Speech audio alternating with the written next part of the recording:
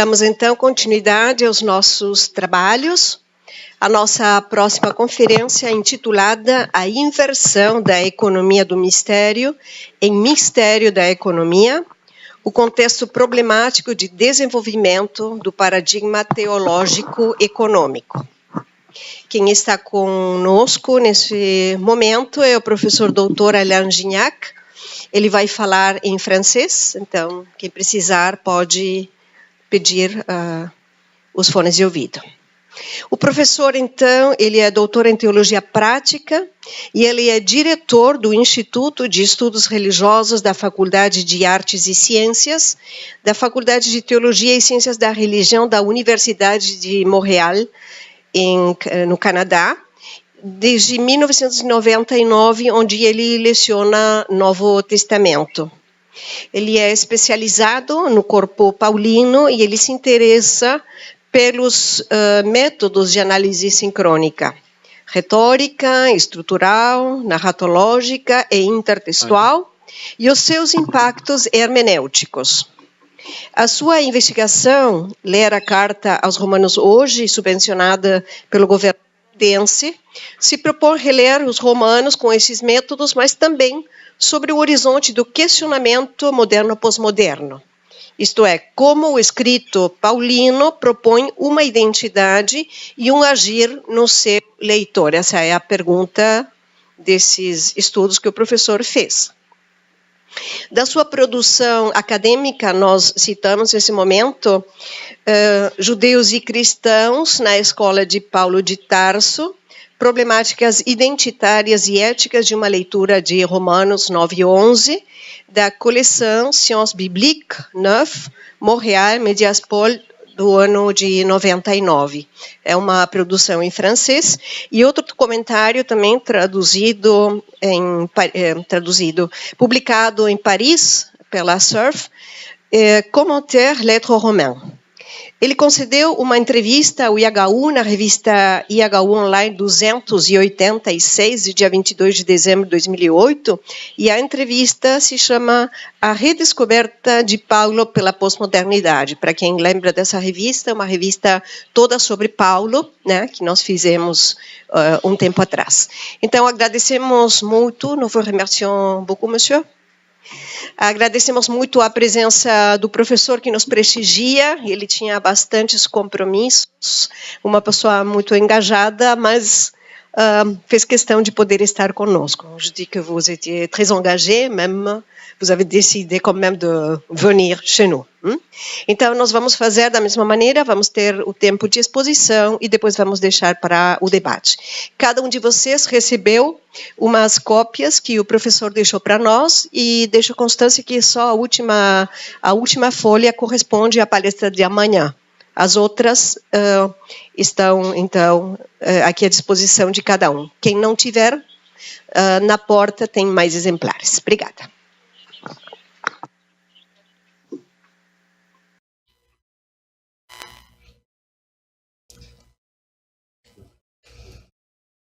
Boa tarde.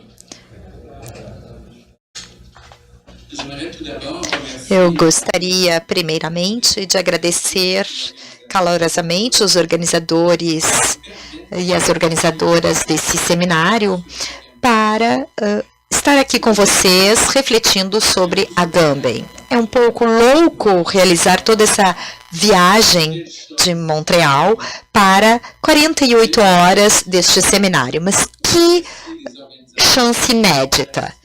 Eu não sei se devo agradecer os organizadores por me terem colocado no final da tarde. Em primeiro lugar, gostaria de falar da minha postura. A minha postura é a de um impostor. Não sou nem filósofo, como meus colegas, nem especialista dos padres da igreja ou de Tomás de Aquino. Nunca li sequer uma página de Heidegger no texto original. E muito pouco tive contato com Michel Foucault, que, no entanto, são dois pensadores essenciais para compreender Agamben. Sou apenas um exegeta e especialista nas cartas do Novo Testamento. No entanto, poderíamos dizer que eu li um pouco, ou talvez muito, as cartas de Paulo de Tarso. Além disso, todos os anos, organizo um seminário de hermenêutica em que aprofundo o círculo hermenêutico obriga as questões complexas da interpretação. Conheci Agamben através de um comentário da carta aos Romanos intitulado O Tempo que Resta, que foi traduzido para o português recentemente, em 2016. É um livrinho paralelo à série Homo Sacer. Efetivamente, O Tempo que Resta remete a várias intuições dessa série de 9 livros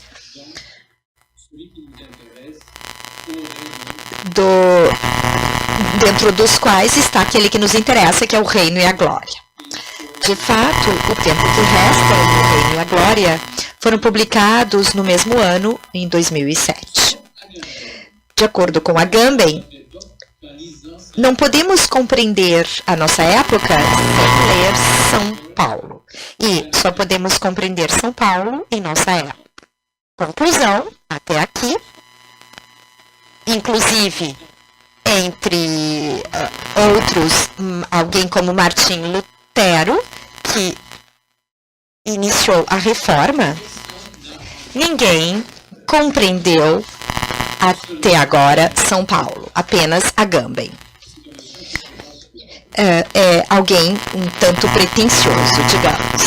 Em outras palavras, Paulo é a figura que permite entender a estrutura do tempo messiânico. O tempo messiânico é a solução das aporias políticas de nossa época. Vou voltar a isto mais adiante.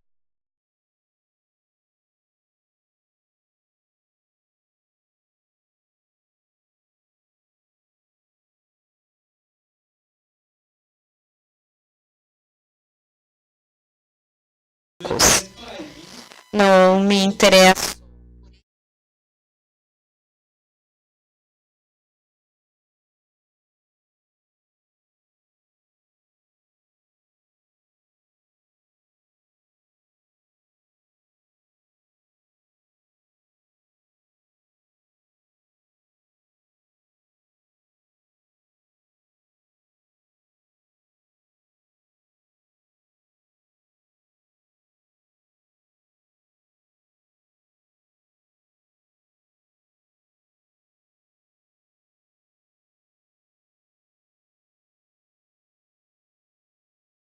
Ele gosta de secouer les puces, ou seja, sacudir o mundo exegético.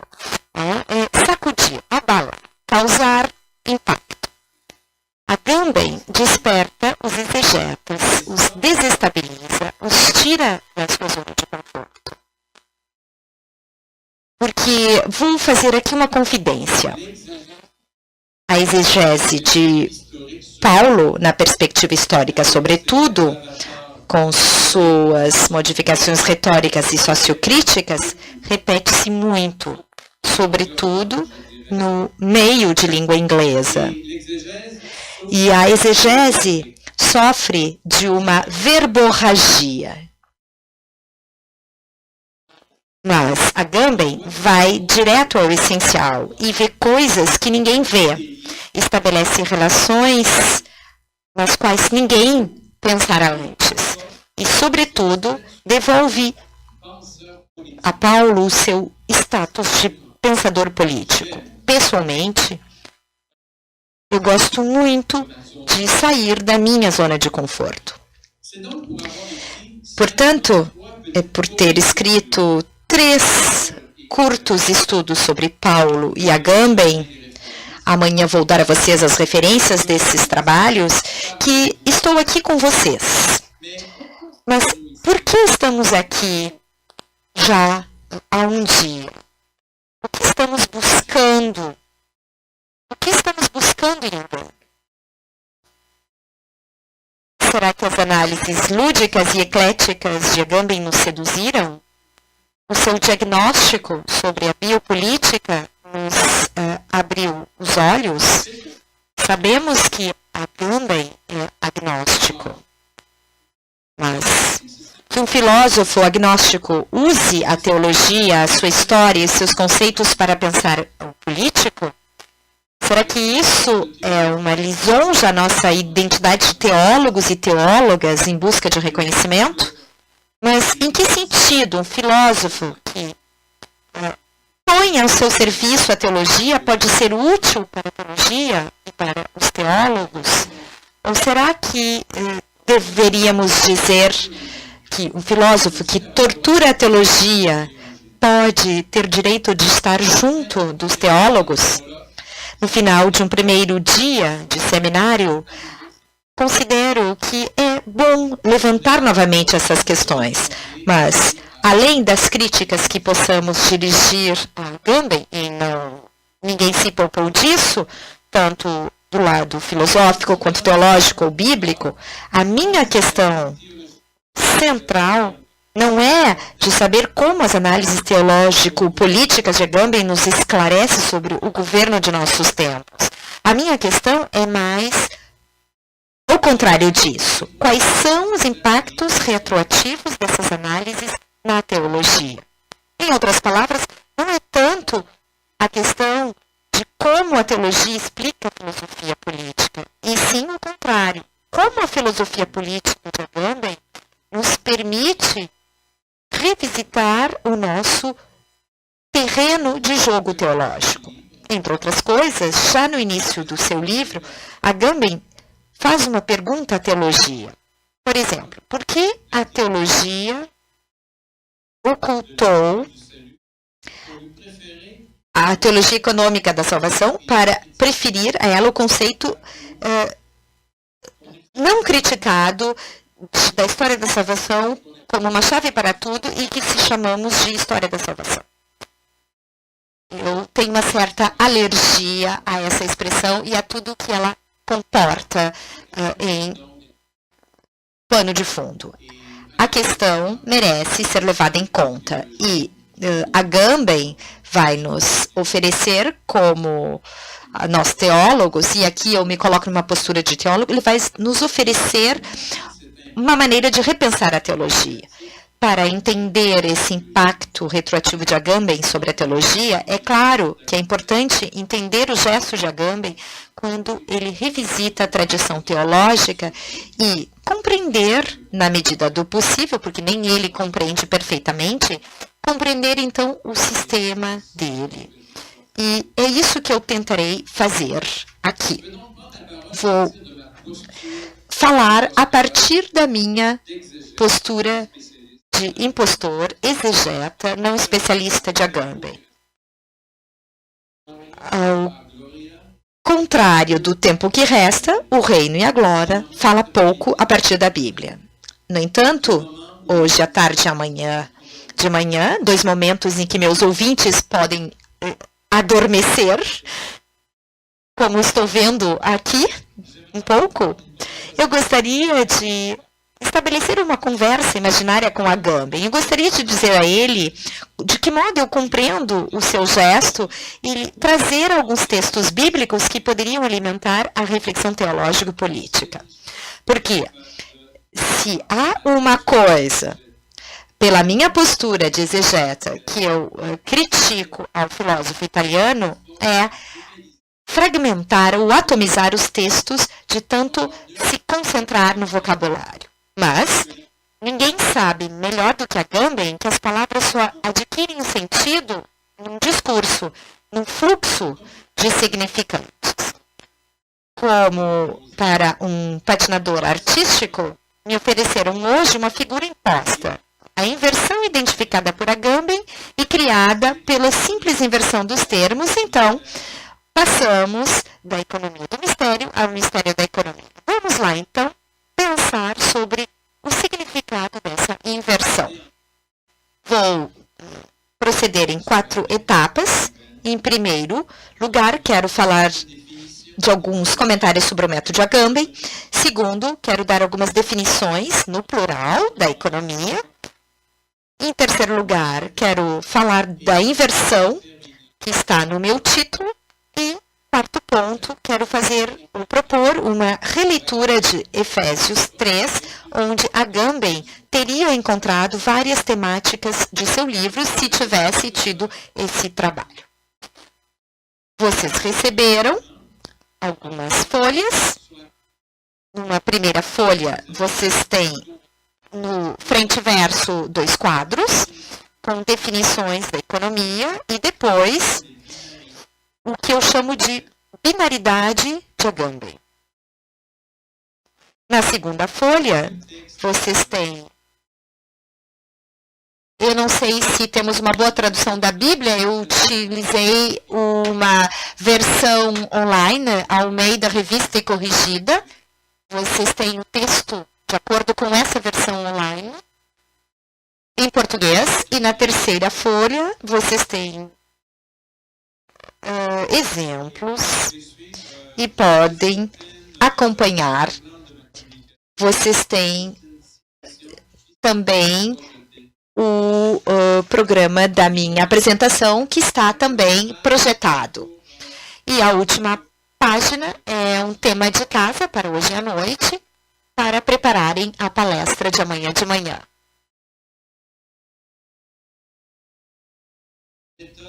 O método, então, de Agamben. Vamos ver. O modo de proceder do filósofo italiano é muito complexo. Ele fala rapidamente disso no seu prefácio introdutório, que, a meu ver, é muito, muito importante. Neste prefácio, ele nos convida especificamente, por exemplo, a prestar atenção no final do capítulo 8. Sempre devemos desconfiar de Agamben, porque às vezes ele quer brincar conosco. Ele nos diz, então, que o capítulo 8 é muito importante. Um leitor bem atento vale por 2. É um provérbio em francês que temos também em português. Minhas considerações se darão em 3 pontos. Quanto à noção de assinatura, o pano de fundo do Homo Sacer e o terceiro gesto filosófico de Agamben. Quanto à assinatura, Agamben reivindica a arqueologia de Foucault, mas critica por não ter remontado senão ao início da modernidade. Várias críticas Foucaultianas, vários discípulos de Foucault, quiseram mostrar que Agamben não podia reivindicar a herança do filósofo francês. Vamos deixar esse debate para essas pessoas. Mas, de fato, Agamben não conta a história das ideias, não faz genealogia histórica do tipo causa e efeito. Agamben contextualiza muito pouco. O seu objetivo não é buscar causas e origens. O que Agamben procura é uma assinatura, ou seja, uma estrutura, uma articulação que se desloca de um domínio ao outro, de um terreno ao outro. Por exemplo, da teologia para a filosofia política, mas sem mudar de estrutura. Estou convencido de que Agamben foi marcado pelo estruturalismo. Agamben gosta de falar de dispositivo e gosta de pensar por meio de oposições binárias. Em outras palavras, uma assinatura se desloca sem alteração semântica, mas mudando apenas a sua denotação, aquilo que indica. Em sua vasta pesquisa sobre a política de nossos tempos, Agamben, perseguiu as intuições teológicas que, transpostas para o campo profano, e nesse sentido ele segue o teórico Carl Schmitt, ele transpôs, então, para o campo profano instituições teológicas que estruturaram a teoria e a praxis do governo no Ocidente. A tese do livro O Reino e a Glória é de que a economia é uma assinatura, um dispositivo bipolar que articula reino e governo, 2 aspectos a serem diferenciados sem serem separados, e ao qual está associado um outro binômio, glória e glorificação. A descoberta de Agamben nos diz ele é de que o binômio glória e glorificação dá sua coesão ao dispositivo econômico e o faz funcionar. Agamben também usa a metáfora do laboratório. Os textos e autores convocados servem para testar, pensar o funcionamento do sistema político.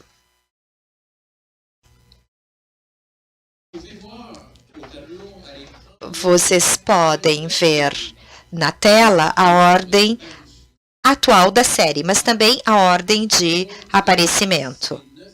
Homo Sacer são 9 livros publicados em desordem.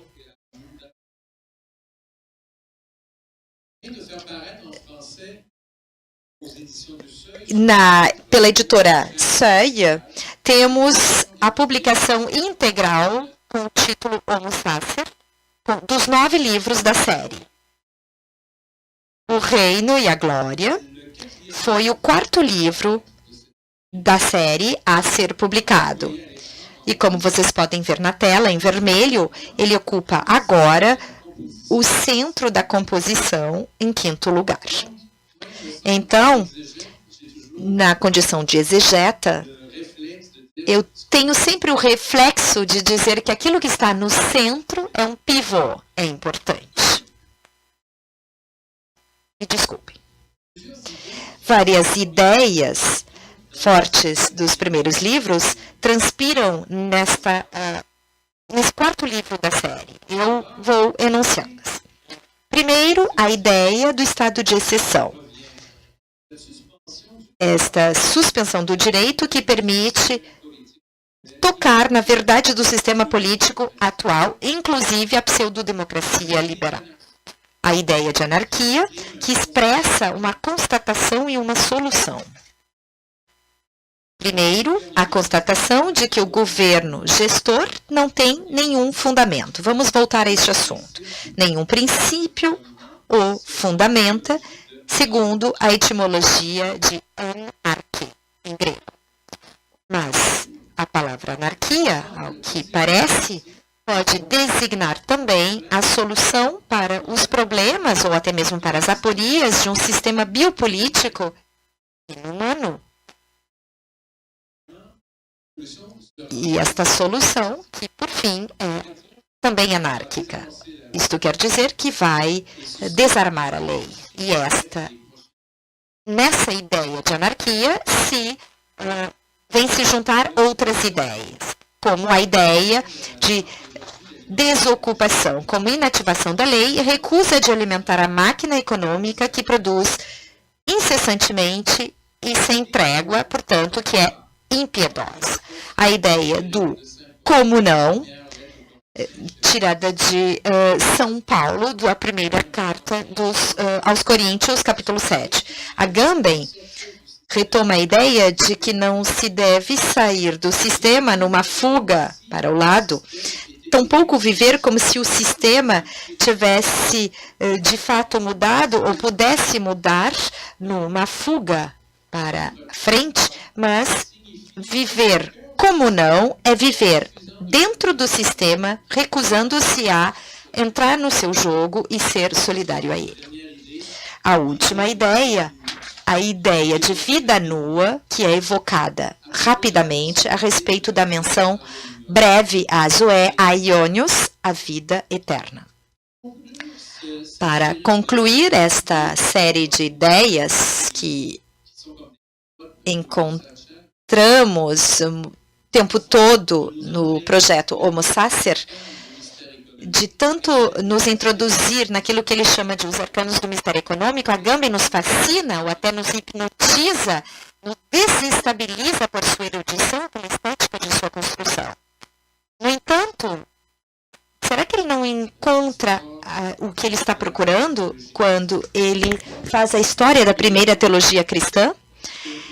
É normal que o projeto Homo Sacer tenha sua coerência, mas será que aqui não podemos demonstrar uma suspeita? Será que não está coerente demais? Agamben realmente está à escuta dos textos teológicos que ele convoca, ou será que se serve deles para apoiar, embasar sua tese? Então, é um comentário crítico em relação a Agamben. Eu relativizo isto, porque pode ser, talvez, um truísmo hermenêutico, porque nenhum autor está livre de um círculo vicioso hermenêutico, mas, ao que me parece, no caso de Agamben, isso é especialmente importante e merece ser levantado como questão. Passo, então, ao meu terceiro ponto metodológico, um gesto de Agamben. Várias vezes, Agamben se compraz em descrever o gesto ou a estratégia discursiva de outros autores que ele analisa. Ele o faz, por exemplo, com Irineu de Lyon, que combate os gnósticos em seu próprio terreno, com Hipólito, e com Tertuliano, que designa como um antifilósofo que rouba conceitos dos filósofos.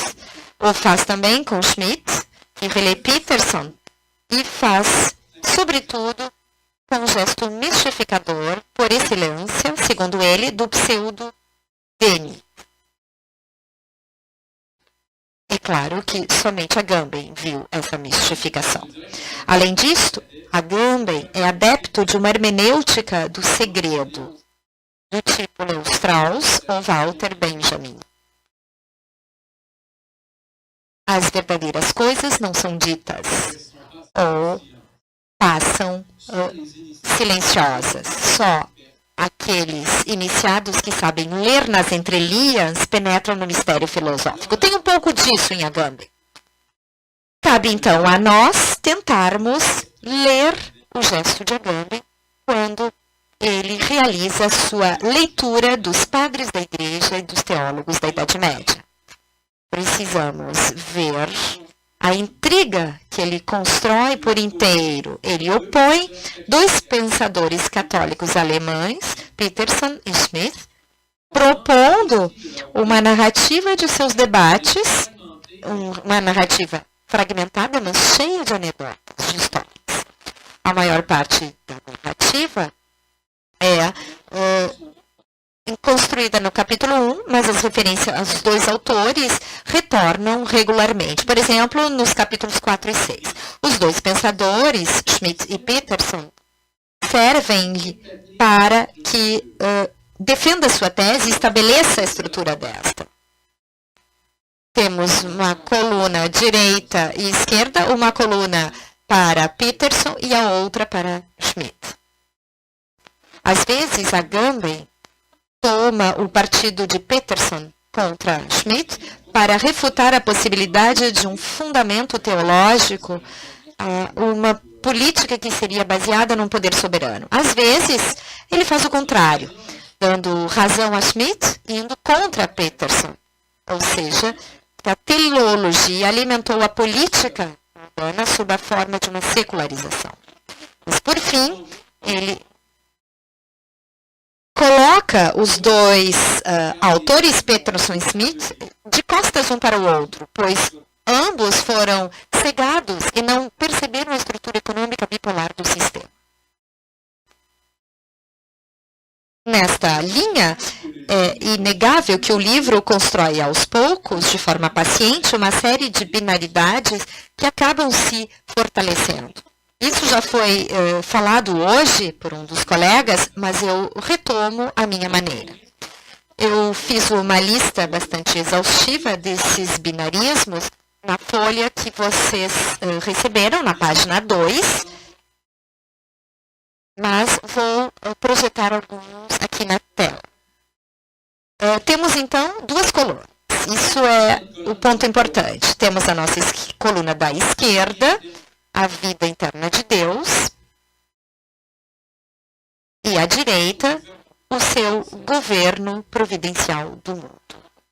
A economia de que se trata em todo o livro é a articulação das duas colunas que precisam ser diferenciadas sem serem separadas.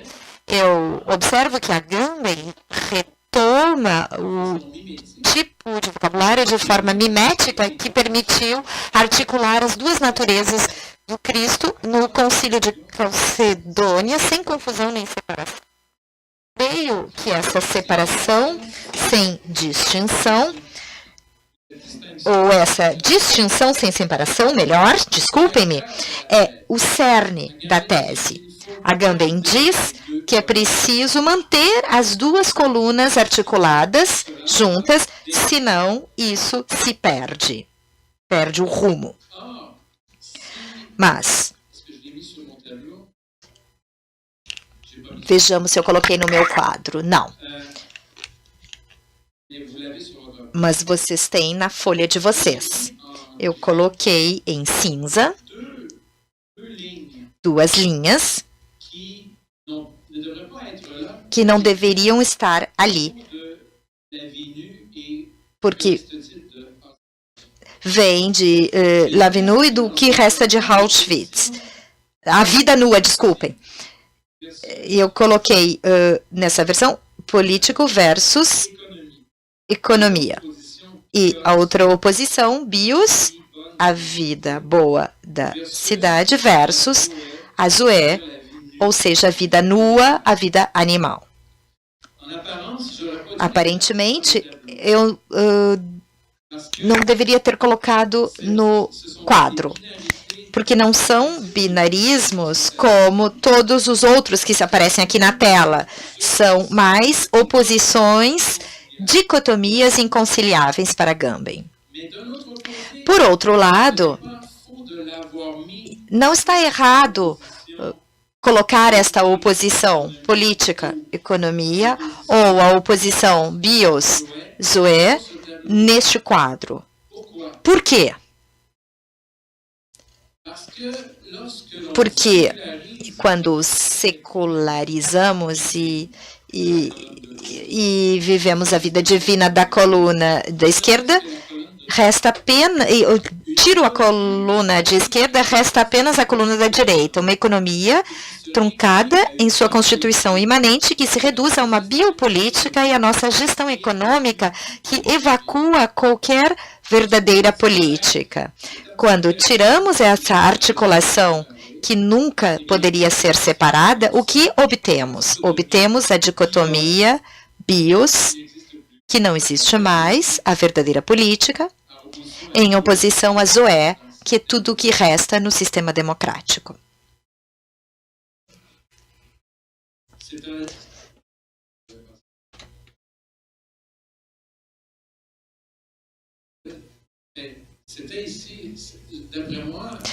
A meu ver, esta lâmina que vocês veem na tela ilustra o dilema de Carl Schmitt.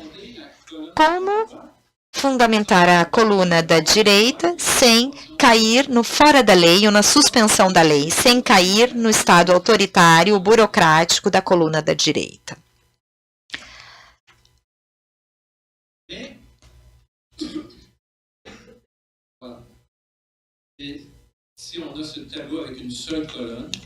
Então, neste quadro com uma única coluna, caímos na zoé, na economia moderna. Mas, ao contrário, se tiramos a coluna da direita, como Peterson, nos encontramos com uma espécie de angelismo despersonalizado, uma contemplação que foge do mundo. Agamben quer manter as duas colunas articuladas sem separação, mesmo que queira distingui-las. A sua solução, a solução de Agamben, é algo da ordem do paradoxo. Ele quer tornar imanente a coluna da esquerda e aplicá-la à outra coluna para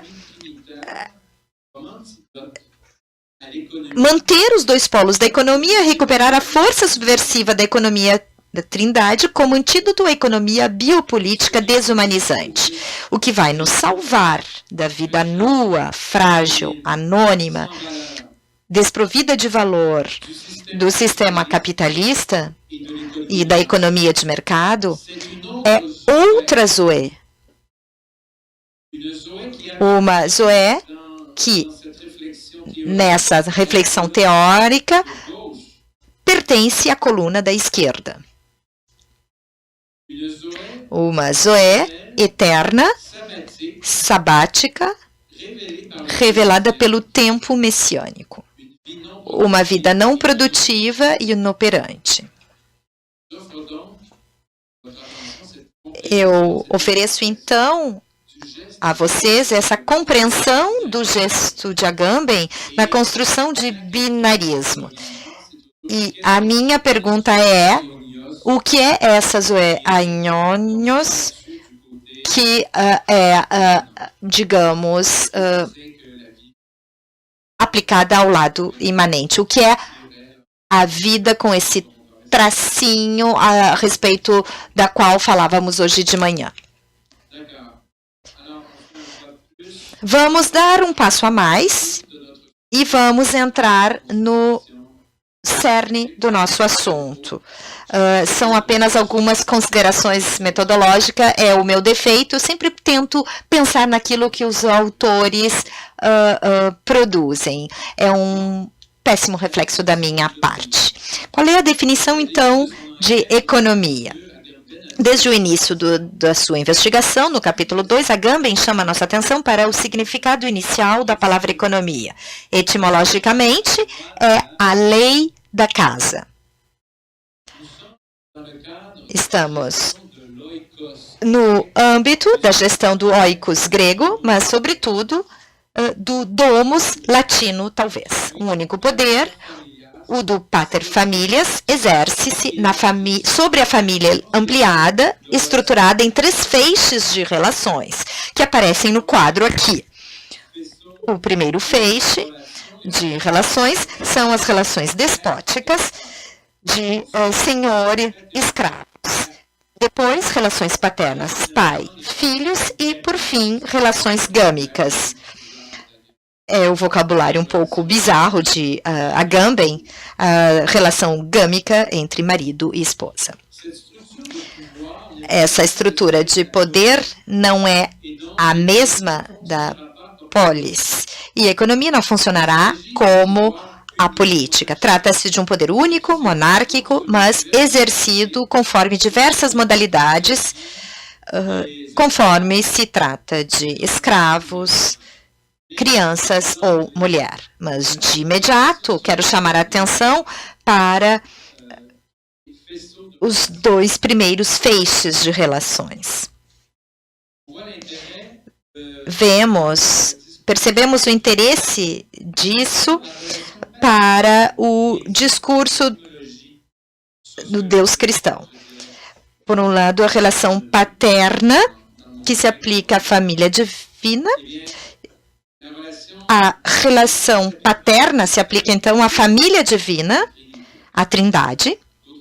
Por outro lado, as relações da domus, ou do oikos, que dizem respeito às relações entre o pai e seus filhos, se aplicam entre o senhor e seus escravos, se aplicam à comunidade cristã. Então, a primeira coluna serve para construir a economia imanente e a segunda coluna para construir a economia transcendente.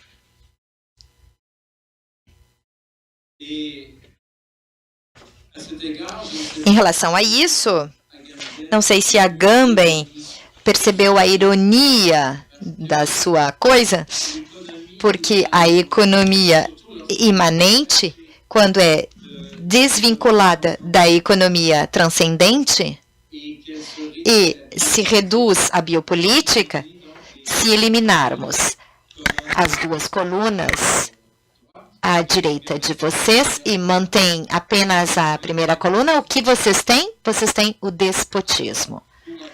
Para Agamben, não sei se ele percebeu se isso foi voluntário ou não, há uma ironia. Se mantivermos apenas esta coluna, chegamos a uma economia destrutiva E para Agamben, fica muito claro que é a economia contemporânea na qual vivemos.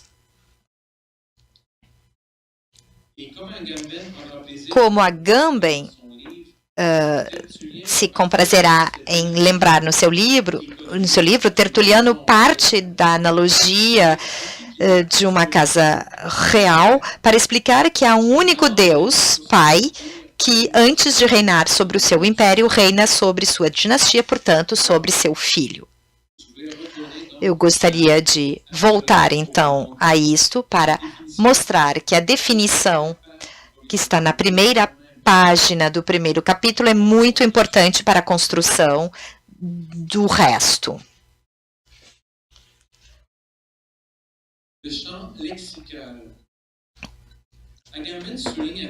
Quanto ao campo lexical, Agamben destaca com pertinência a importância do campo lexical da domus nas cartas do Novo Testamento, ou seja, todas as palavras relacionadas com as funções da economia da casa, doulos, hiperetes, diáconos ou economos,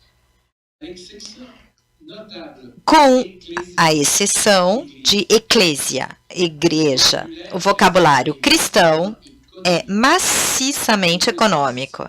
Poderíamos citar também a exceção de politema, cidadania, mas é muito pouco utilizado. Agamben tem razão de observar que o vocabulário do Novo Testamento para designar a realidade das comunidades cristãs é econômica e poderia ter se baseado nas investigações sociocríticas dos estudos do Novo Testamento, mas não o fez, porque esses estudos mostraram a estruturação doméstica e patriarcal das primeiras comunidades. Um autor como Mix forjou inclusive o termo Love Patriarchal Elements para designar a ideologia sociológica construída, ou seja, o amor patriarcal. Bem mais, o Sitz in Lieben, o ponto onde se reuniam as primeiras comunidades cristãs, tem a casa. Falou-se com razão de igreja doméstica de maneira metonímica. O lugar de reunião deu origem a um tipo econômico de comunidade. Agamben observaria que a expressão igreja doméstica, etimologicamente, assembleia de casa ou assembleia econômica, é uma espécie de oxímoro ou um vocabulário que não apresenta uma incongruência. A igreja doméstica é uma palavra política e junto com a palavra econômico. Temos aí algo que é incongruente. Vejamos algumas definições trazidas por Agamben.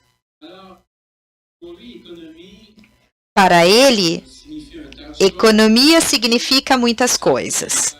Na primeira página, vocês têm uma lista que talvez não esteja completa. Neste quadro, eu retomo algumas definições. As mesmas palavras retornam para Agamben, a economia, a administração, a gestão, a carga e a atividade. Eu gostaria de propor apenas duas observações. Primeiro, vemos que economia foi traduzido em latim por dois termos. Dispositio, dispensatio. Mas em teologia, no texto Efésios 3, a palavra oikonomia é seguidamente traduzida por dispensação, mas acho que em português é administração. O termo dispensação, como disse a tradutora, é um pouco estranho em português. De qualquer maneira, a palavra dispensação ou administração é um péssimo calco. Acho que a melhor tradução seria responsabilidade e missão. segunda observação sobre as suas definições. Vemos que Agamben gosta muito de desenterrar acepções de sentidos que justificam as suas obsessões. Ele destaca na seção 2.15, no capítulo 2, portanto, que a economia pode tomar o sentido de exceção ou de despesa. Vejam, ele fala de dispensação e, a partir daí, tem-se a palavra despesa ou dispensa em direito canônico. O que é isso? É a suspensão da lei, a dispensa. Alguém é dispensado da aplicação do direito canônico. Ele resgata, então, essa ideia fundamental de homo sacer, que é a lei de exceção. Devemos lembrar que, para Agamben, o estado de exceção, a suspensão do direito, é o avesso oculto da democracia liberal. São os dois lados, as duas faces da mesma medalha, ou da mesma moeda. Vocês têm um trecho na folha de vocês.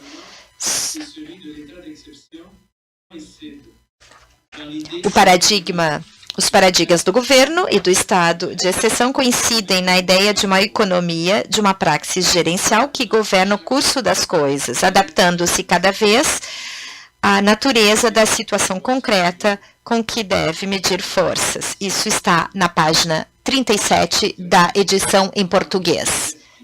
Na língua portuguesa, digamos assim, na edição brasileira. Quero lembrar que quando ele denuncia esse estado de exceção, é sempre quando desaparece a coluna da esquerda.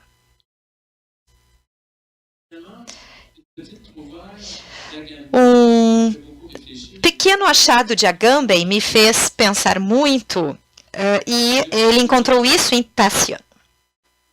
Eu quero destacar isso, porque no plano de um desenvolvimento teológico, isso nos dá uma possibilidade semântica da palavra economia. Agamben nos diz que a economia é também a disposição ordenada do material. Portanto, em retórica, é a maneira como administramos um discurso. Quando um autor como eu decide fazer um plano aqui, há uma estratégia retórica e ele tenta ordenar as coisas para convencer as pessoas.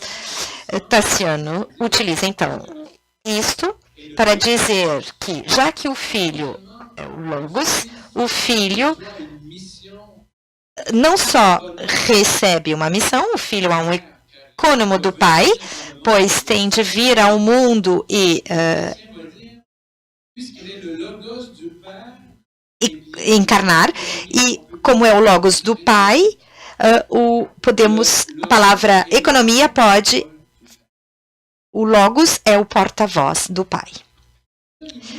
Para terminar esta parte das definições, eu vou aqui acrescentar o meu tempero de exegeta e quero falar de uma passagem dos Coríntios, num registro estritamente econômico das relações da Trindade. Vou ler os versículos de 4 a 6 do capítulo 12 da primeira carta aos Coríntios. A diversidade do dom da graça, diversidade dos serviços, mas é o mesmo Senhor, diversidade de operações, mas é o mesmo Deus que opera tudo em todos. Pois bem, Agamben poderia ter se atirado nesse texto, porque é um texto que descreve Deus de forma econômica. Eu quero ler um comentário muito claro de Charles Perrault, um exegeta francês, que foi meu orientador de tese. Cito: o pai aqui é designado como aquele que produz no centro de todas as energias. O filho é aquele que rege. E o espírito, aquele que compartilha e distribui. Em um certo sentido, a Trindade paulínea é compreendida no âmbito de uma casa à moda romana, onde se reúnem de forma coerente a produção, a regência e a distribuição. Temos aí uma trindade, digamos, econômica e não expressa em termos de paternidade e filiação. Em suma, os ministros cristãos e os servos permanecem sob a regência do Kyrios, ou seja, Cristo, do Senhor da casa, e ao mesmo tempo os carismas que modelam o seu serviço, particularizando, permanecem sempre sob a obediência do Espírito. Parece-me muito interessante destacar isso, que em São Paulo, no Novo Testamento, temos um pensamento que já articula as coisas de uma forma econômica. Passamos agora à famosa inversão. Para iniciar, eu resumo da seguinte maneira. Passamos de uma economia como praxis e palavra missionária a uma economia como praxis e palavra divina. Em outras palavras, passamos da gestão missionária, do anúncio da salvação, a missão de Paulo, à gestão misteriosa da casa divina, ela própria. Podemos citar, por exemplo, Agamben, que diz que em Paulo a relação entre economia e mistério não é um problema. Trata-se de ser fiel ao encargo de anunciar o mistério da redenção que estava oculto na vontade de Deus e agora chega à sua realização. Mas Agamben identifica 3 tempos para marcar a inversão da economia do mistério em mistério da economia. O primeiro tempo, Ireneu de Lyon, é no mesmo sentido que deve ser vista a inversão da expressão paulina economia do pleroma em cumprir, realizar a economia. Ireneu procura subtrair a não totalmente clara expressão paulina das interpretações gnósticas que fazem da economia do pleroma o princípio de uma processão infinita de hipóstases para afirmar com vigor que a economia de que fala Paulo foi realizada de uma vez para sempre por Jesus. Ireneu foi o primeiro a fazer uma mudança para mandar passear, por assim dizer, os gnósticos. Há um único Salvador. De uma vez por todas, passa-se então ao pleroma da economia. Pleroma, em grego, significa a realização plena de algo. Em Hipólito e Tertuliano, depois, encontramos, de forma nomeada, a expressão mistério da economia. Continuo citando Agamben. Enquanto para Paulo a economia era atividade desenvolvida para revelar ou realizar o mistério da vontade ou da palavra de Deus, e o autor usa itálicos, não sou eu que coloco os itálicos, é o próprio Agamben, e ele diz, agora, a partir de Hipólito e Tertuliano, agora é essa mesma atividade personificada na figura do Filho Verbo que se torna um mistério. Não há uma economia do mistério, ou seja, uma atividade voltada para cumprir e revelar o mistério divino, mas misteriosa é a própria pragmateia, a própria praxis divina. Parece uma observação um pouco superficial. Será que essa inversão é tão decisiva? Em todo caso, é o que Agamben afirma. O mistério é agora a própria economia, a praxis através da qual Deus dispõe ao mesmo tempo a vida divina, articulando em uma trindade, e o mundo das criaturas, outorgando a cada acontecimento um significado oculto. Mas Agamben não responde à pergunta Em que sentido essa inversão linguística muda as coisas? Acho que a palavra-chave aqui é mistério, e tem todo o seu peso na análise teológico-política de Agamben. Formulando isso de outra forma, na situação anterior, a expressão significado oculto é muito importante. Significado oculto da economia do funcionamento do mundo das criaturas. O governo se torna mistério. O governo se torna mistério.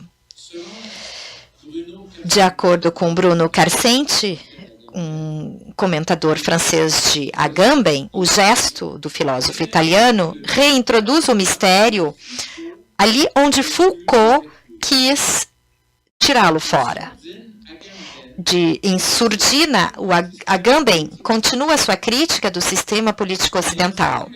Tendo secularizado o governo divino do mundo, o governo humano não deixou de conservar sua aura de mistério. E quanto menos se analisar a mecânica em ação, mais esse governo será eficaz. Enquanto as pessoas tiverem a ilusão de uma democracia, menos terão consciência da biopolítica em ação. A mão invisível de Adam Smith, de quem Agamben fala no anexo, será ainda mais eficaz se for coberta ou encoberta por uma aura divina, por um mistério. Em suma, se a teologia acabou se focalizando no mistério da vida divina e do governo providencial do mundo, essa articulação misteriosa foi transposta para a ordem político-imanente da modernidade.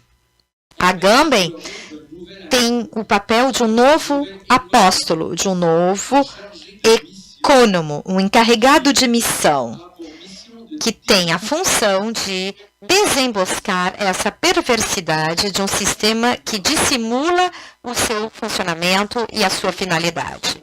E acho que, sem dizê-lo, é por isso que ele insiste no ponto da inversão, que talvez não é tão importante para os padres da igreja aqui afirmar. Em outro ponto do livro, no capítulo sobre os anjos, do qual trataremos amanhã de manhã, Agamben destaca que o mysterium se transforma em ministerium e que o ministerium se torna mistério. O que isso quer dizer? O mistério divino é secularizado em ministério governamental, e esse governo recupera o caráter misterioso do divino. Esta mesma ideia, nós vamos retomá-la amanhã de manhã. Eu gostaria de dar uma olhada agora no texto dos Efésios, que Agamben cita muito, nos versículos 2 e 9. Ele cita estes dois versículos porque contém a expressão economia do mistério. Mas Agamben teria tido interesse em ler o discurso paulíneo, ou deutero paulíneo, o que quer que seja, em seu conjunto, porque vários temas do livro O Reino e a Glória se encontram nesse texto de dos Efésios. Não é tão... não é surpreendente, pois o texto, na opinião dos exegetas, traz o vestígio de uma visão do mundo apocalíptico. Pressente-se também a influência do misticismo judaico, centrado na visão da glória divina, expresso pelas duas metáforas do carro, Ezequiel, e do palácio, o trono celeste, Isaías 6. Na segunda folha, deem uma olhada no texto. Não vamos lê-lo porque o tempo está passando, mas para que vocês tenham um pouco em mente,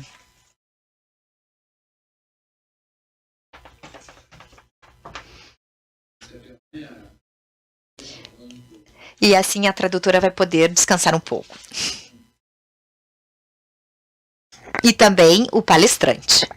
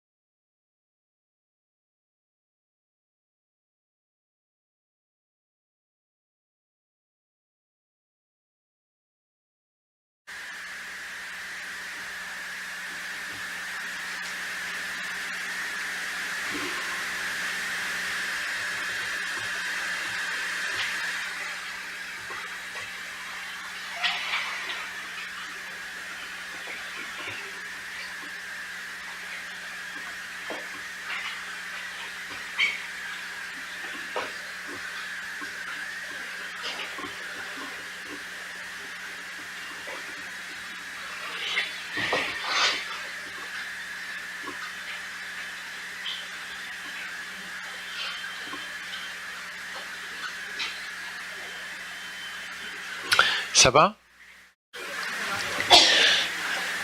Tudo bem?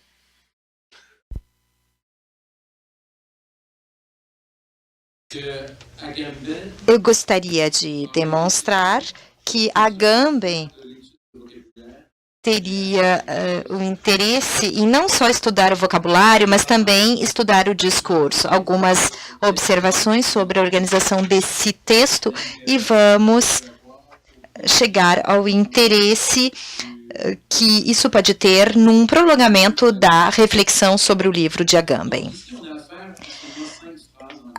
Temos 5 frases em grego, que é o estilo da carta aos Efésios, e as 2 primeiras estão em eco, criam um eco. Eu coloquei as palavras dos versículos de 1 a 7, que ecoam com os versículos de 8 a 12. Vocês têm as palavras economia, graças, mistério, doar, manifestar, nação, agora.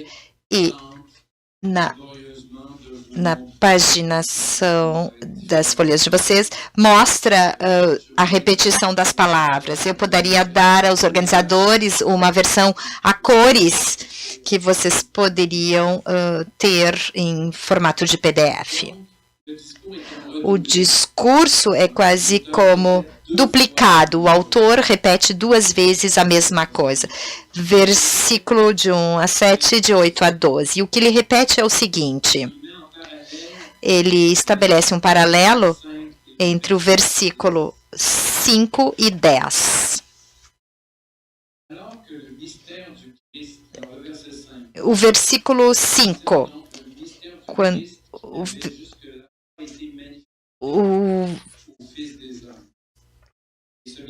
o mistério é agora manifestado. Ao mesmo tempo, a sabedoria de Deus é manifestada agora aos principados e às potências celestes. São os principados e os poderes celestes, os anjos. Há aí uma encenação em 2 quadros. O autor começa, então, com 2 quadros em 2 planos. Estamos no Apocalíptico. Aqui há a cena na Terra, no versículo de 1 a 7, e depois a cena no céu, nos versículos de 8 a 11. Ao que acontece na Terra com os humanos, e isso é refletido no céu com os anjos. O mistério de Cristo. Vamos retomar o vocabulário de Agamben. O mistério do Messias, agora revelado aos humanos, faz eco ao mistério da sabedoria de Deus, agora revelado aos anjos. Encontramos aí, no texto dos Efésios, os 2 planos da economia divina que Agamben tenta articular. Encontramos também o agora, que é tão caro para Agamben como um marcador textual do tempo messiânico. Eu tenho de mandar um e-mail para o Agamben para que ele faça um capítulo sobre os Efésios na próxima edição. Além disso, observamos vários campos lexicais que interessam a Agamben. Eu coloco aqui no quadro, primeiro, a ideia de potência, que é revelada em várias palavras. Atividade, potência, principados e potestades, criador. Segundo, campo lexical, a glória, com as palavras riquezas, aclarar ou esclarecer, e a glória. E, por fim, o mistério de Deus, com as palavras mistério, desígnio, plenitude e pleroma. Sabemos que a liturgia é importante no reino e na glória, mas os versículos de 14 a 21 do texto têm tônicas litúrgicas com a expressão do tipo dobrar-se de joelhos diante do Pai com aclamação a Ele a glória e amém. O problema de conciliar ser e agir em Deus nos dois planos da economia estão também nesse texto. Por um lado, a imutabilidade eterna de Deus e, por outro lado, o seu projeto também eterno de criar o mundo, de se manifestando o Cristo, o Messias. Esse problema que Agamben traz no seu livro é levantado pelo texto dos Efésios, que Deus, que não precisasse, tem escolhido criar e salvar o mundo, é um mistério, ou até mesmo uma aporia. A história da filosofia afirma isso. E chego então às minhas observações finais, porque, de acordo com o que dissemos, concordamos muitas vezes com Agamben. Aqui eu vejo um erro em Agamben. E Agamben, em busca de uma estrutura explicando o funcionamento da política atual, ignora a experiência espiritual. No texto Efésios, capítulo 3, como geralmente nas cartas da escola paulina, encontramos uma concepção que não é misteriosa, mas sim mística da Trindade. Para Paulo, a Trindade não é um mistério, e sim uma experiência de comunhão muito concreta. É uma experiência difícil de descrever, difícil é colocar essa experiência em palavras, mas é uma experiência vivenciada e concreta, seja em Romanos, Gálatas ou Coríntios. A Trindade em si, como especulação sobre a natureza de Deus e sobre a providência ou sobre as relações entre três pessoas divinas, não interessa ao autor paulino. O que interessa Paulo ou seus discípulos, no caso dos Efésios, é a experiência da presença divina. Deus não é uma abstração. O discípulo messiânico, para retomar o vocabulário de Agamben,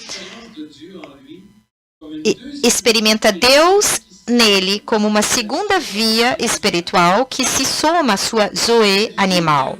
Essa vida eterna buscada por Agamben como uma solução para o problema político, o discípulo messiânico já vive isso, ou deveria vivê-lo em sua experiência espiritual. Por que estou dizendo isso? Eu coloco isso nesses vários versículos desse discurso para antecipar as considerações angelicais de amanhã. O discípulo do Messias tem acesso, tal qual os anjos, à própria vida de Deus. Essas considerações revolucionárias no cerne da identidade cristã são bem enunciadas no versículo 12. O autor dos Efésios diz: pela fé, nele temos segurança e acesso a Deus com confiança. É bastante revolucionário, não? No versículo 16, sejais corroborados com poder pelo seu espírito no homem interior. No versículo 17, o Cristo habita em seus corações pela fé.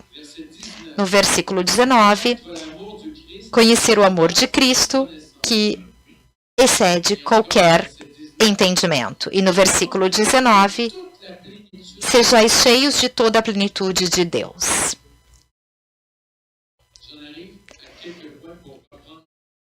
Então, chego num ponto para retomar todas as minhas ideias e chegar à minha conclusão provisória para que vocês não consigam dormir esta noite até esperar por amanhã de manhã. Vamos à primeira ideia. Se você já não dormir, a definição proposta por Agamben de economia se mantém. Em outras palavras, ele introduz a metáfora da organização doméstica para falar de Deus e da comunidade messiânica. Muito bem, parabéns. Segunda conclusão. A inversão que ele observa, razão de economia do mistério em mistério da economia, talvez não seja tão decisiva quanto ele alega. Mas esta inversão resolve, soluciona, por certo, a sua argumentação que visa mistificar a economia e o seu avatar, que é o tudo é econômico no mundo contemporâneo. E a terceira conclusão, o método filológico de Agamben, a sua mania de seguir o rastro das palavras, o impede, talvez, de acompanhar os enunciados dentro de um discurso, como no caso de Efésios, capítulo 3. E, por fim, e aí talvez seja uma crítica, algo a ser discutido, há um ponto cego na análise da Trindade proposta por Agamben sob o ângulo econômico, que é ignorar o discurso paulino em termos de participação mística no mistério de Deus. Isto é importante na teologia. Muito obrigado pela atenção de vocês.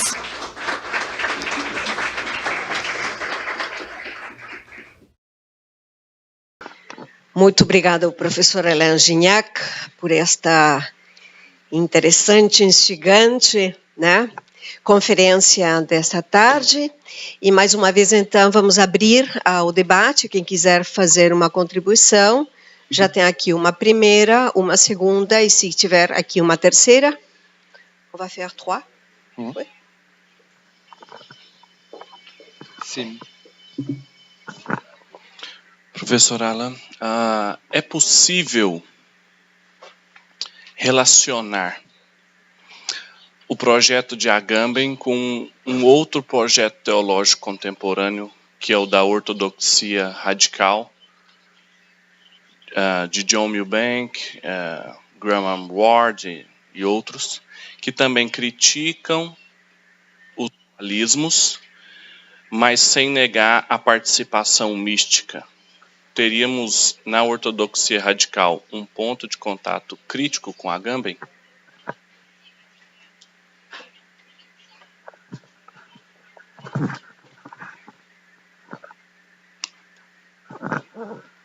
Boa tarde, professor Gignac. Meu nome... Pois não. Boa tarde, professor Gignac. Muito obrigado pela sua comunicação. Foi bem provocativa em termos metodológicos e também de conteúdo expositivo da filosofia agambeniana. A minha pergunta tem dois pressupostos. A primeira é a de que... Obrigado. O Agamben geralmente se apropria da tradição bíblico-judaico-cristã. Ao meu juízo, não digo de forma ingênua, mas não levando em consideração alguns métodos de leitura bíblica do mundo teológico. Por exemplo, o método histórico-crítico, tão utilizado na teologia contemporânea. Então, eu concluo o seguinte e lanço a questão definitivamente. Como a sua reflexão de exegeta bíblico avalia essa postura do filósofo italiano diante de tantas metodologias de leitura bíblica, já que você aponta que ele, de certa maneira, se utiliza de um estruturalismo para a leitura. E esse método também existe no mundo dos exegetas atuais. Talvez seria isso por hora. Obrigado.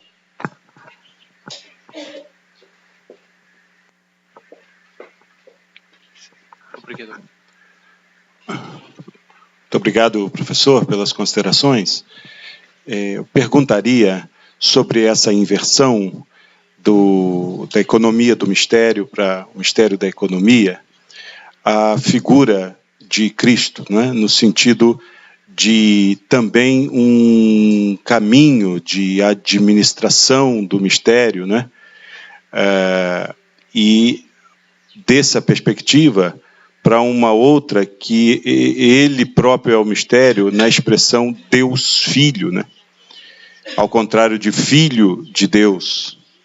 Eu considero que a expressão Deus Filho faz parte desse conjunto de inversões onde se diviniza mais do que necessário a pessoa de Cristo.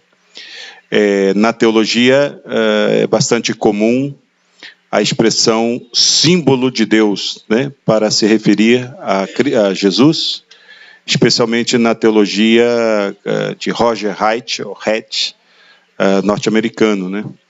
A minha pergunta é se essa expressão Jesus como símbolo de Deus, em que ela se aproxima dessa crítica de Agamben, dessa inversão, ou se tem alguma relação, alguma proximidade. E, na sua opinião, que sentido teria essa expressão Jesus, o símbolo de Deus? Obrigado.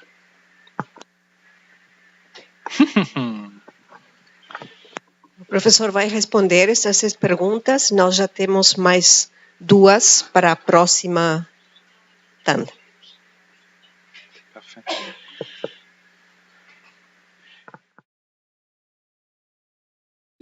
Não sou especialista em ortodoxia do projeto da teologia ortodoxa, da nova ortodoxia, então. Vi um artigo, talvez hoje à noite,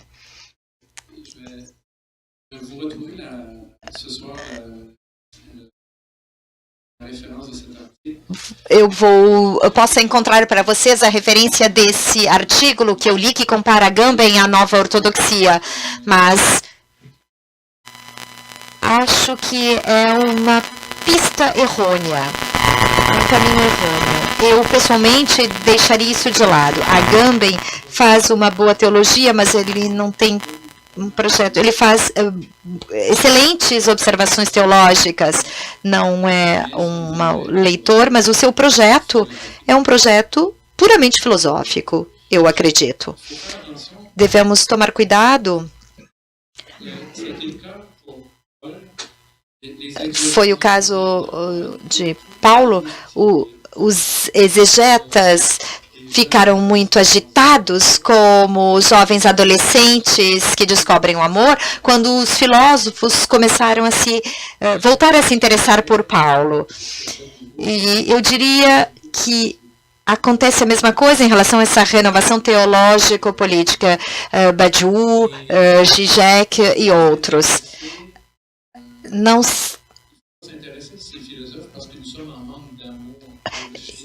devemos nos interessar por esses filósofos porque sofremos de uma falta de amor teológico.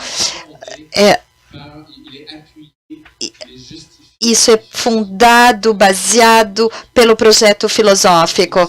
Acho que devemos diferenciar as coisas. Esses filósofos têm seus próprios projetos, mas o que devemos fazer é ouvi-los, observar não como eles vêm confortar ou acomodar as nossas ideias. Eu sempre digo aos meus alunos, em relação às pesquisas intelectuais, vocês não podem ler os autores que têm as mesmas ideias de vocês. Vocês têm de ler autores que os desestabilizem e levem para outros lados. E justamente esse tipo de filósofo pode trazer a sua contribuição para a teologia neste sentido, mas não devemos resgatá-los, tomá-los para continuar fazendo uma mesma teologia conservadora. Não podemos usar Agamben para fundamentar um projeto teológico conservador. Me parece que isso seria bastante conservador. A escola de Yale também, que se mantém um pouco na narrativa Acho que é uma escola um pouco fechada nela mesma. Os cristãos têm o seu vocabulário, continuam fazendo o que sempre fizeram e não querem dialogar. Eu, pessoalmente, me identifico mais com a escola de Chicago, não é para agradar ninguém, mas precisamos mergulhar na cultura, vivemos nela, não somos extraterrestres. Eu não sei se estou respondendo à sua pergunta. Eu não gosto de ser um conferencista que não responde diretamente às perguntas. A segunda questão sobre Agamben exegeta. É um péssimo exegeta histórico crítico.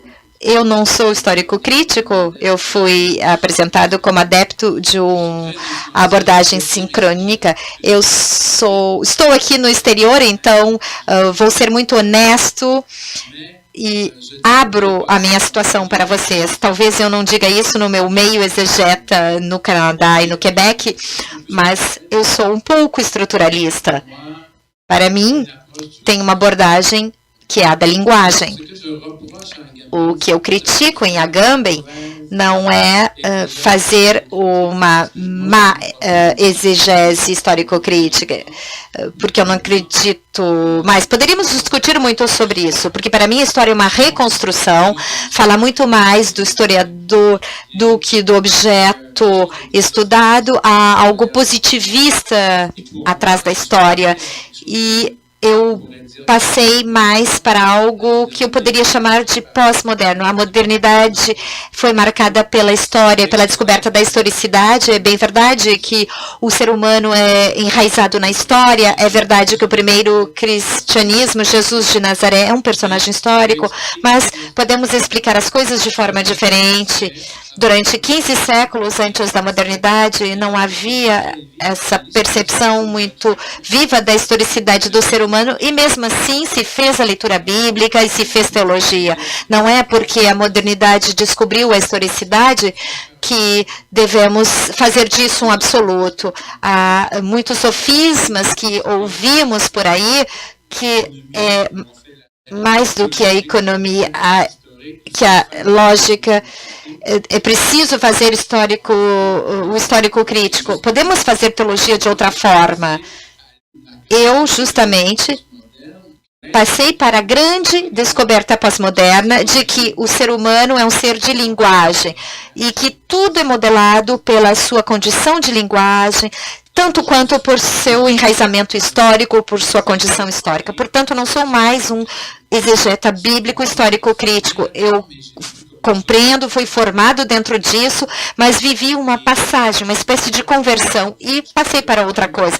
Mas consigo entender os meus colegas para os quais a busca, a pesquisa de Jesus histórico, isso é interessante sim, mas podemos fazer algo diferente. O que eu critico em Agamben é não entrar no jogo da linguagem, não se deixar interpelar pelo texto paulino.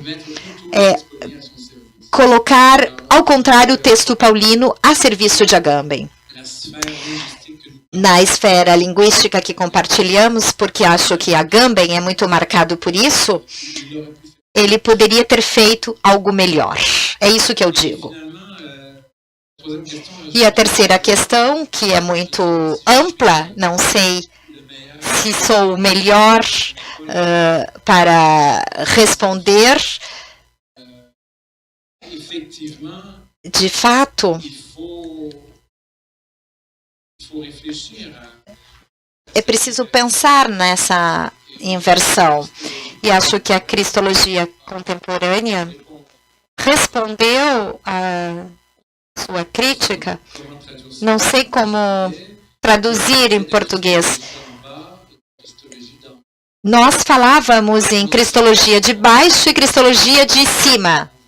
Quando comecei a minha formação de exegeta, queríamos deixar de lado a divinização de Jesus de Nazaré, ou pelo menos deixar isso, considerar isso como mais tardio.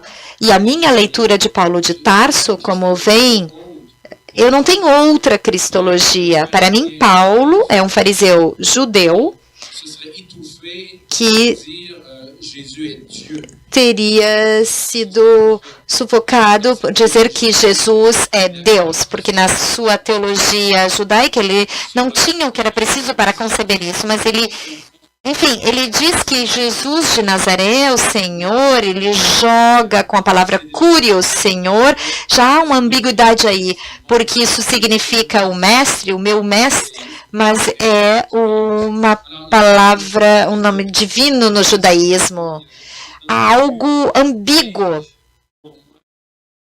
Mas eu me sensibilizo muito com a sua crítica quando você pergunta se não inverteram as coisas, fazendo de Jesus um Deus. Mas eu confesso que há um movimento atual de exegese da América do Norte e da Europa, segundo a qual é uma onda, uma espécie de onda, que se volta a falar de uma outra cristologia, que os primeiros cristãos que conceituaram a ideia de que Jesus era o Logos. Essas pessoas se baseiam, teriam encontrado em textos judaicos a ideia de um Deus, duas entidades, a sabedoria, mas eu tenho uma certa alergia a isso. Acho que o primeiro ciclo judeu-cristão, com toda a bagagem filosófica que eles podem ter, vai muito além do que simplesmente dizer que esse Messias foi crucificado. Não devemos ir longe demais. Contudo, devo dizer que li um artigo interessante que afirma que Agamben talvez não esteja correto na sua leitura de Gregório ou de Atanásio e que ele não entende muito bem o que fizeram os primeiros padres que chegaram a Constantinócio. Eu fui obrigado a rever a minha teologia da Trindade, porque há 30 anos atrás eu tinha estudado isso e Agamben me forçou a voltar a isso. Foi estranho para mim fazer esse gesto. E foi então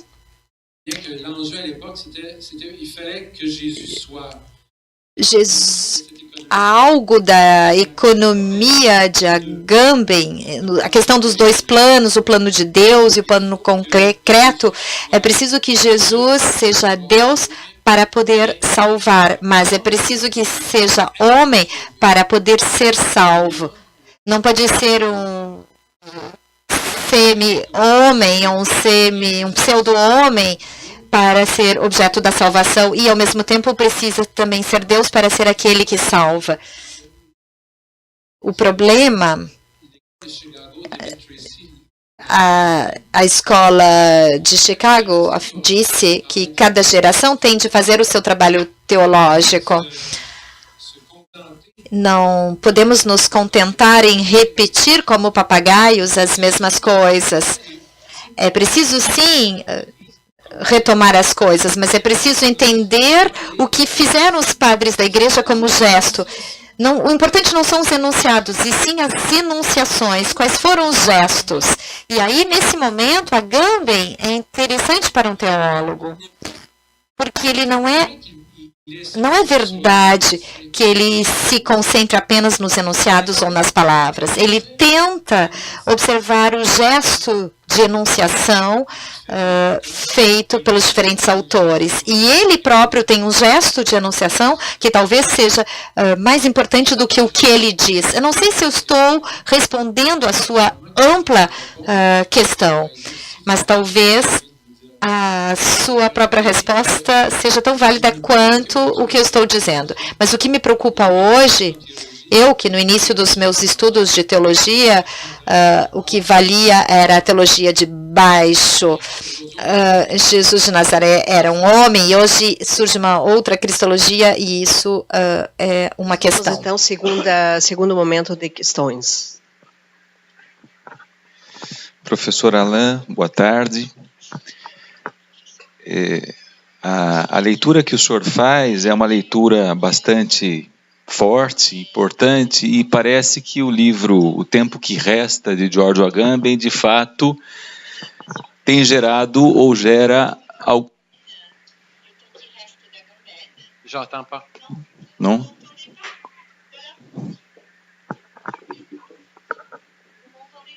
Non? Ah, c'est bon. Oui, oui. Faut recommencer? Pode voltar? Uhum. Parece que o livro O Tempo que Resta, de Giorgio Agamben, de fato, gera algumas reações. Eu me lembro de um texto de Michel Louvi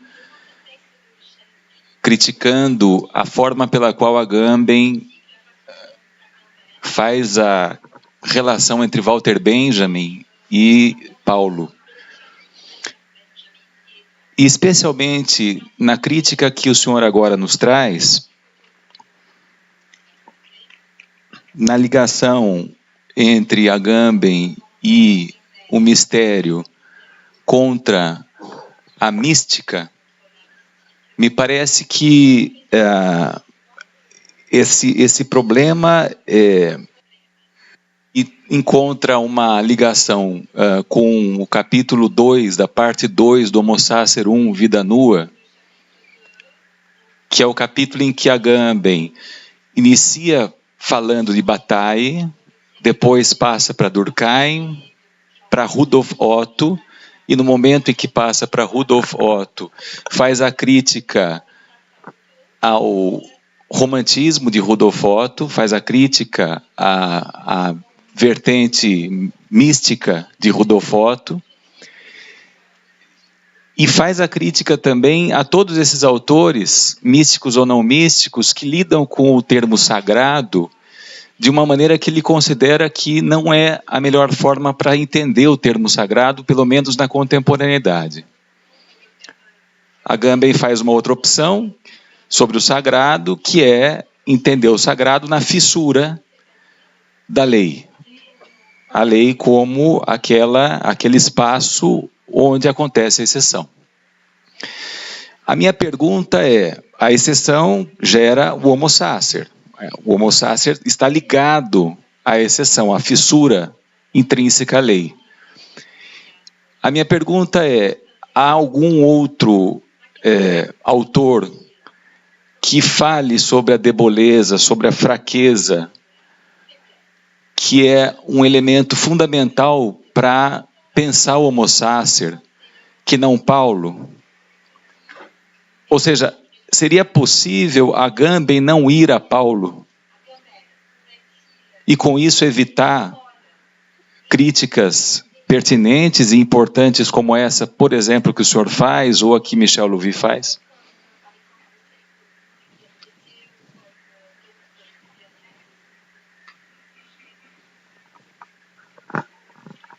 Obrigada. Temos mais... o professor Roque quer mais uma... Se mais alguém tiver alguma questão. Primeiro, eu agradeço por você, como teólogo, exegeta, digamos, deixar-se desafiar por Agamben, o que é raro, acho que, entre os teólogos hoje, lamentavelmente. E o que você fez de, digamos, mostrar que Agamben poderia ter ido mais adiante do que simplesmente uma interpretação lexical. E você mostra isso, por exemplo, aqui na Carta aos Efésios. Mas, para começar, questões eu tenho. Há muito tempo eu me pergunto o seguinte, que isso é uma coisa que eu gostaria de fazer uma analogia. Nos primeiros séculos do cristianismo, a filosofia era uma antila teologia.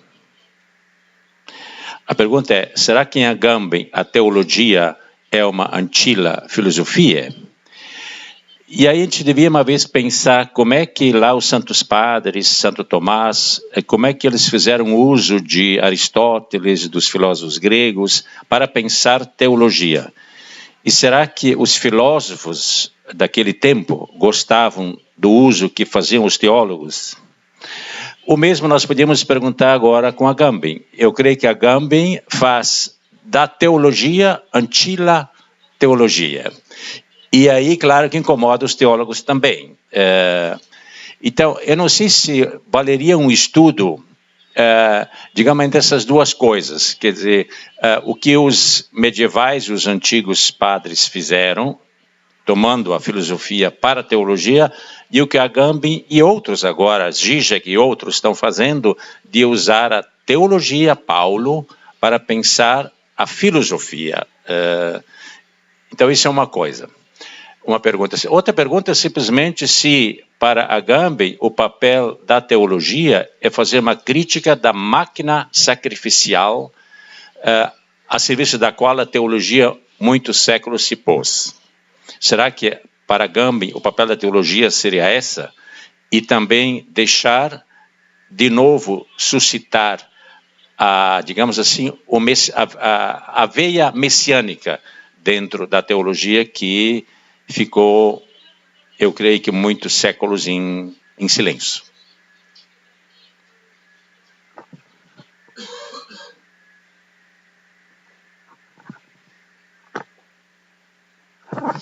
Boa tarde, professor. Obrigado pela exposição exegética.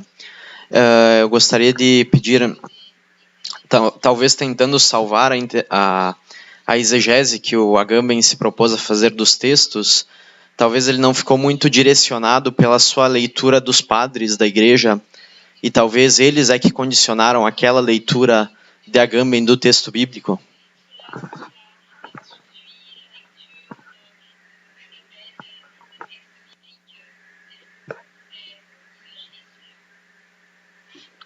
C'est un commentaire que vous avez.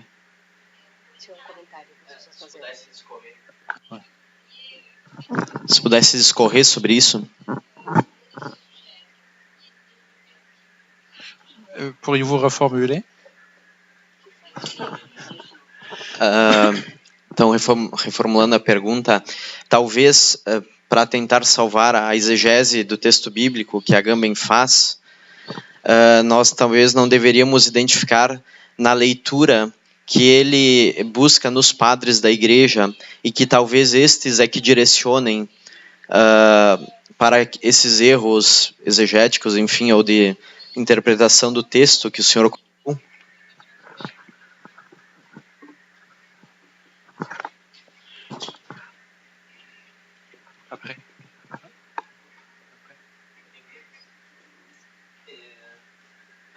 Ah oui. Je vais répondre, puis on prend la question after. Vamos responder, então o professor vai responder essas três questões e depois temos mais uma e caso houver tempo, outra. Senão vamos concluir com a questão do professor. Vocês teriam mais alguma? On a jusqu'à quelle heure, Susana? Jusqu'à 15. Oui. C'est intéressant. É interessante, acho que as três questões, elas se cruzam. Não é por eu ser crítico de Agamben que eu não goste de Agamben, certo? Eu não estou aqui fazendo o processo de Agamben. Eu sou um leitor que não quer ser tolo e que tenta pensar e tenta analisar o que faz Agamben. De minha parte, não concordo em dizer que há boas e más interpretações. É muito fácil, é muito positivista. Os textos têm uma riqueza de sentidos e a própria Agamben diria que em todo o texto há um resto. Depois de feitas todas as divisões que fizemos, que vimos, todas as oposições, etc., depois de tudo isso feito com os textos bíblicos, sempre há um resto, um resíduo, mesmo na exegese. Portanto, devemos conviver com os conflitos de interpretação. Se uma leitura for desonesta, se uma leitura não se apoiar em textos, aí sim podemos dizer que é uma leitura ruim. que não é um trabalho de interpretação, o que é o meu passatempo favorito. Eu não tenho em mente Homo Sacer de forma muito clara, mas não podemos criticar a Agamben por sua interpretação de Benjamin. E devemos deixar isso para a história da filosofia. Isso cabe aos filósofos dizer se essa interpretação do anão em cima da mesa, o texto,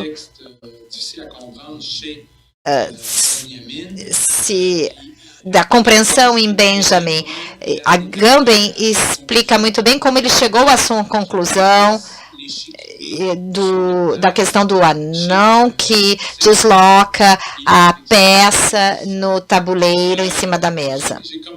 Eu comecei de uma forma irônica dizendo que ninguém entendeu Paulo durante todos esses tempos, e o primeiro foi Benjamin, e Agamben seria seu discípulo. Eu disse isso com humor, em tom de humor. Eu não criticaria Agamben por seus resultados.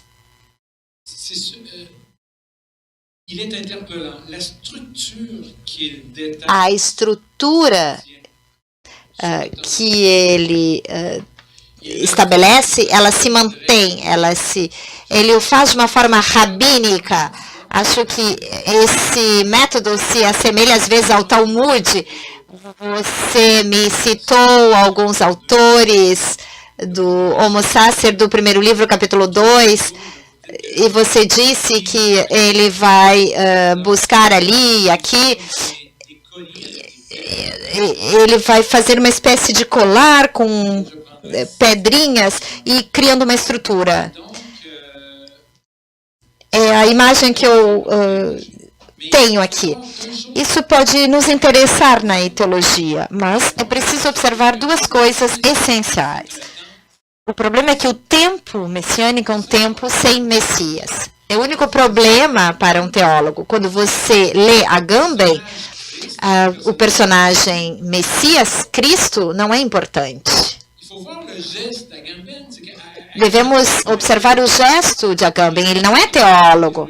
Por que ele relê a teologia e Paulo? É porque ele encontra uma estrutura, mas ele traz esta estrutura para este mundo.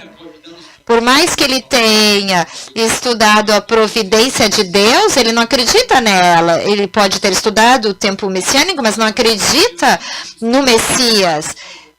Devemos ter consciência do que Agamben faz, mas como teólogo eu diria, desculpem, é o que eu trago aqui, que trarei amanhã, o Messias,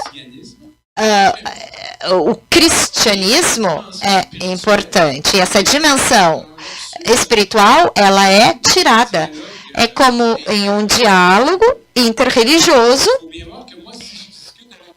Se eu estiver conversando com um muçulmano, nós podemos conversar,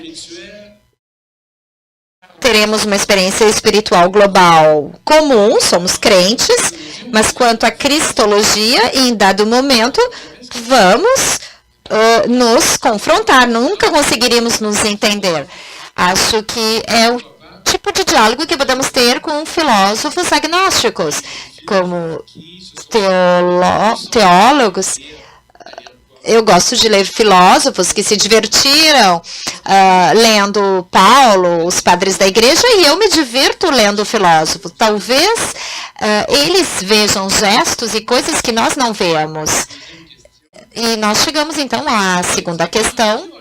E, de fato, quem, na época de Paulo de Tarso, acreditaria que 2 ou 3 séculos depois se chegaria a ter incorporado Platão no cristianismo?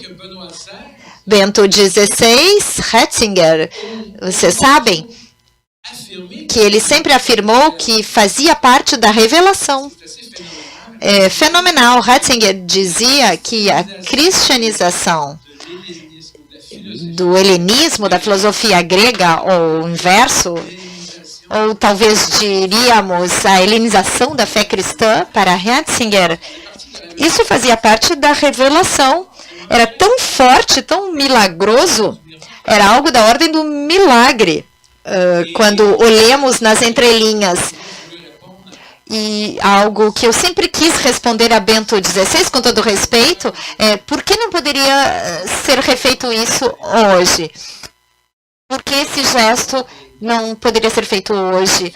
Ir até mesmo buscar filósofos, entre aspas, anti-teologia. Se pudermos incorporar as ideias deles, isso nos ajudar a pensar e falar, sobretudo, uma linguagem compreensível para o mundo, melhor. Eu digo aos meus alunos que eu não tenho certeza de que Platão seja uma má filosofia. Quando eu entro e ele citou alguém que eu não entendi, mas quando eu vejo que Bento XVI escreveu Verbum Domini, eu penso estar lendo São João.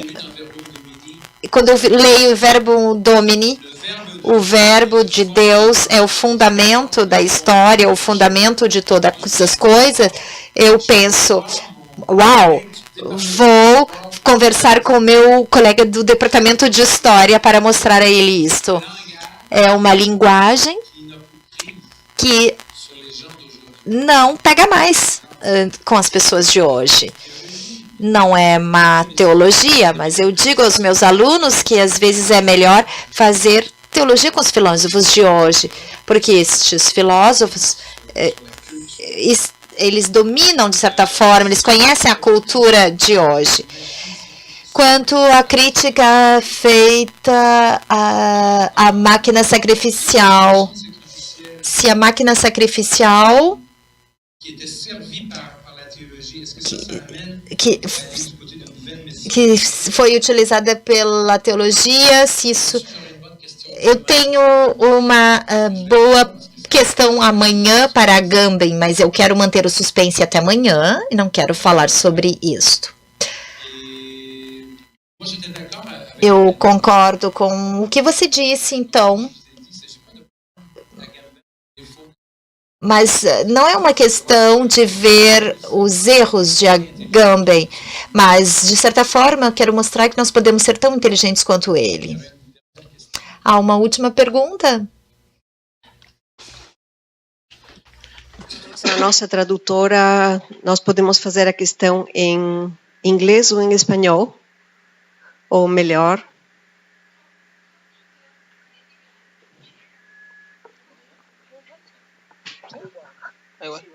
Bueno, español.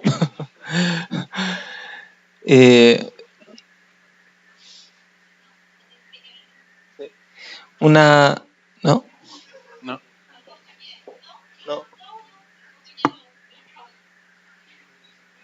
¿Español o inglês? Tu assina em espanhol e eu te traduzo em português. Eu vou fazer em português enquanto ele fala em espanhol. E tu traduz em francês.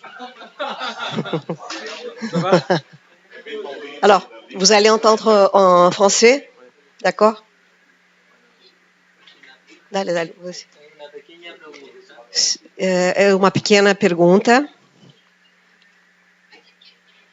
Oui. Você disse que em Agamben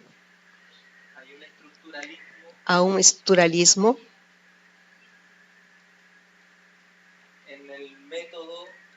no método para trabalhar com os conceitos.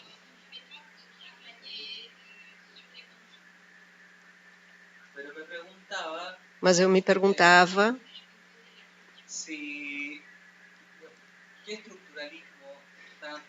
qual estruturalismo você está pensando?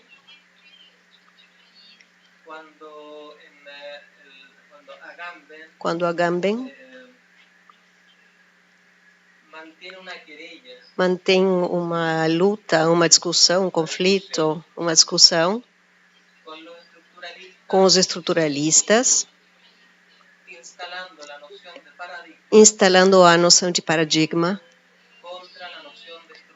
contra a noção de estrutura,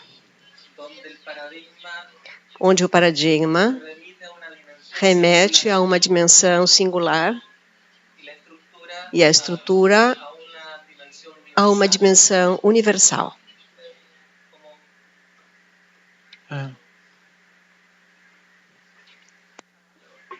Ça va?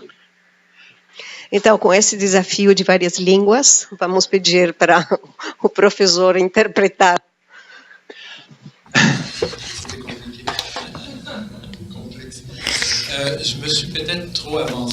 Talvez eu falei um pouco demais,